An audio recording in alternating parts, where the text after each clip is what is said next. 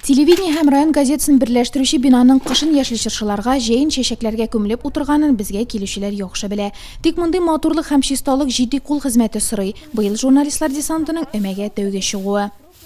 Быел безнең Нурлат информ коллективы Республика экология министрлыгы тарафыннан игълан ителгән эко-яз конкурсында катнашу ниятеннән эко-бум дип аталучы эко-марафонга старт бирде. Аның кысаларында без шәһәрдә һәм авыл җирлекләрендә алып барылучы экологик эшне яктыртып кына калмыйча, үзебездә тирә-ягыбызны матурайтуга өлеш кертәчәкбез.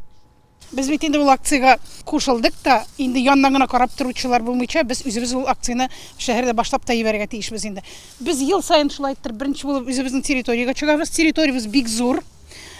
Шуңа да карамастан без аны тәртиптә тотарга тырышабыз инде. Беренче чистарту участокны корыган яфраклардан, чүпләрдән арындыру, икенче өмәне газоннарга, чүлмәкләргә чәчәк утыртуга багышлыйбыз.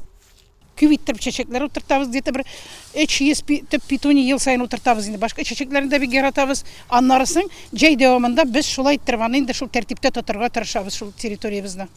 Үзебезгә дә матур, кешеләр килгәч тә матур бит инде. Әле менә юлыбыз бик начар.